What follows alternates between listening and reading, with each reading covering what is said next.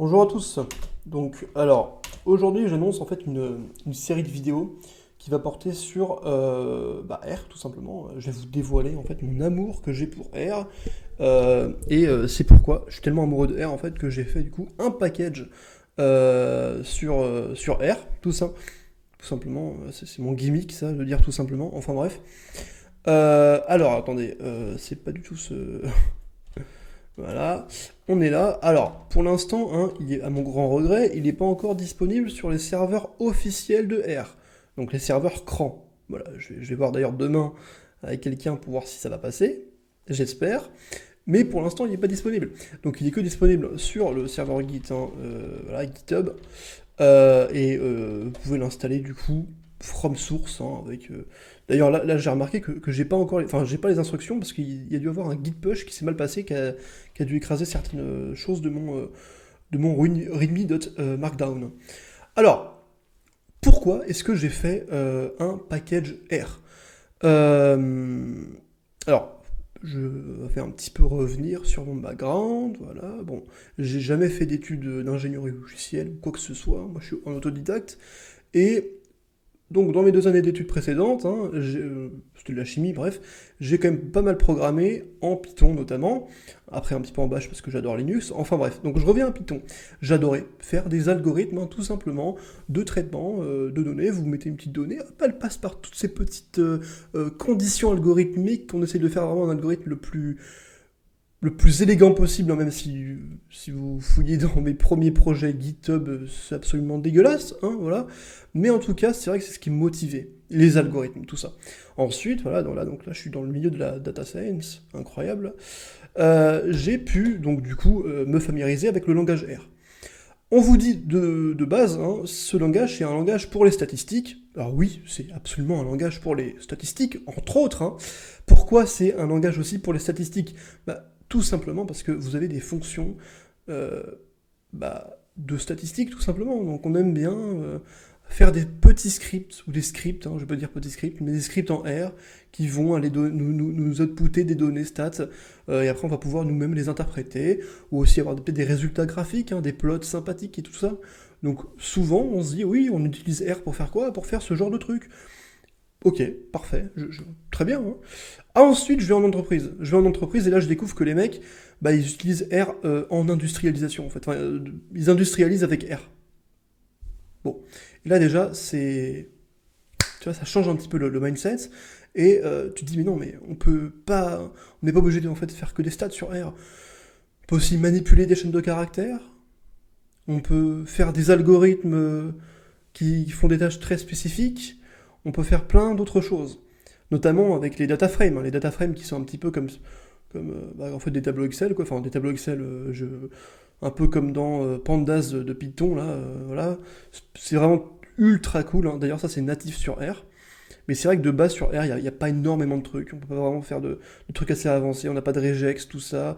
La manipulation de chaînes de caractères est quasiment inexistante. C'est pour ça que quand même, R se repose beaucoup sur la communauté, hein. C'est un langage open source. Heureusement que c'est un langage open source. Avec des packages absolument monstrueux, quoi. Je pense notamment à String R, String E, Tools, tout ça, qui sont vraiment mais juste incroyables, quoi. Et puis la syntaxe de R, s'il vous plaît, la syntaxe de R, c'est pas qu'elle est intuitive, mais c'est qu'elle est logique. C'est-à-dire que vous pouvez notamment faire un truc totalement ridicule de simplicité avec une syntaxe R, et si vous voulez ajouter de la complexité un petit peu, vous prenez le même bloc de syntaxe, de logique de la syntaxe, et vous rajoutez à l'intérieur des blocs de logique. Mais je veux dire, ça fait tellement sens. Ça fait tellement sens. Et ça que j'adore avec R, c'est que ça fait sens. C'est vraiment un langage qui fait sens dans comment il se programme.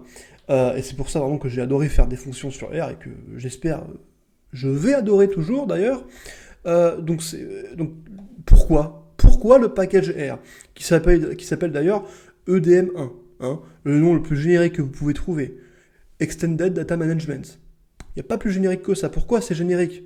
Parce qu'en fait il y a tellement de fonctions qui n'ont rien à voir avec les unes avec les autres, hein. Alors il y a bien des groupes de fonctions qui sont un petit peu communes et tout ça, hein. Même on peut partir sur les coordonnées géographiques et autre chose, hein. Bien entendu que ça existe dans le package. Mais c'est très diversifié, c'est-à-dire que les fonctions, ce sont des algorithmes qui sont destinés à des tâches très précises. Je ferai donc, c'est pour ça que j'annonce là, je sais pas si je l'ai dit, mais une série de vidéos sur quasiment chacune des fonctions. Voilà, quasiment chacune des fonctions, pour vous donner dans le cas d'usage de ces fonctions-là. Et donc, j'espère en faisant cette série de vidéos, vous apporter un petit peu peut-être la vision que R, c'est pas simplement un langage en fait de stats ou quoi que ce soit, mais que vous pouvez l'utiliser en fait dans une, dans une industrie, industrialiser des processus automatisables, notamment si vous, alors imaginez un R avec Linux, un script dans un autre langage de programmation, ça vous occupe le résultat dans un fichier texte, avec un script bash, on active du coup le script R, le programme R qui va prendre le résultat de la fonction du script précédent, qui va après lui faire des traitements et tout ça. Et là, peut-être que vous connaissez R et tout ça, mais peut-être que vous vous dites aussi, oui mais les données elles ont plein elles ont plein de types différents et peut-être que des fois en fait les données elles vont changer, il faudra tout remanier, tout refaire et tout ça. Alors justement c'est pourquoi j'ai fait ces fonctions là, c'est qu'elles sont très très polyvalentes et elles ont comme paramètres en fait, elles ont tous les paramètres pour que le cas d'usage de ces fonctions soit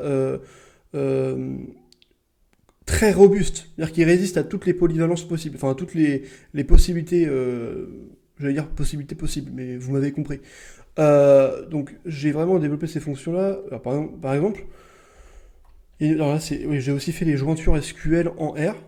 Alors d'ailleurs, hein, les jointures SQL en R que j'ai fait dans la fonction, vous n'êtes même pas obligé d'avoir que deux tables. Hein. Vous pouvez avoir n tables et faire des jointures dessus, des inner, ou alors du coup c'est pas des left ou des right. Hein. Si vous avez un vecteur de n tables, ce serait une jointure externe de la, je sais pas, troisième data frame, enfin troisième table du coup qui est contenue dans une liste. Hop, vous pouvez même additionner du coup des jointures externes, de la deuxième à la quatrième. Hop, vous mettez les IDs. D'ailleurs les IDs, hein, ça peut être une colonne, enfin les clés uniques, même d'ailleurs qui sont pas forcément uniques. D'ailleurs j'en parlerai dans une prochaine vidéo, mais c'est ultra polyvalent. Alors c'est pas pour me vanter ou quoi que ce soit. Hein. Et énormément de gens auraient pu le faire, mais j'étais tellement amoureux de ce langage quand même que je me suis dit, il faut que je fasse un truc avec. Quoi. Il faut que je fasse un truc avec. Et c'est pourquoi je vais faire cette série de vidéos. Donc oui, par exemple, si je parlais d'une fonction, alors je crois que ça s'appelle grouperdf, j'ai fait il y a quelques temps. Ça c'est sympa, pourquoi ? Parce que en fait, ça vous permet d'avoir une data frame. Voilà, bon.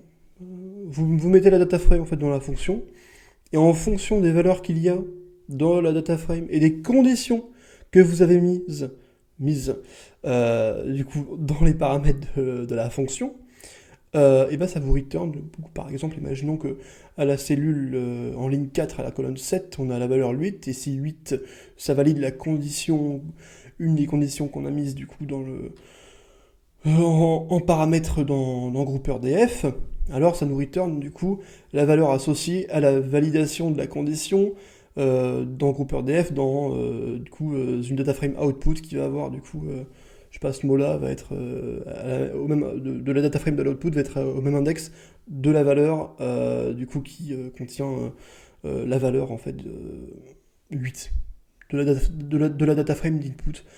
Là, je vous parle un petit peu chinois peut-être, mais ça sera beaucoup plus expliqué avec des exemples en détail, peut-être même mieux que la documentation, hein, même peut-être sûrement mieux que la documentation, en français en tout cas, parce que j'ai pas le niveau en anglais pour faire ça. Et en tout cas, qu'est-ce que je voulais dire ?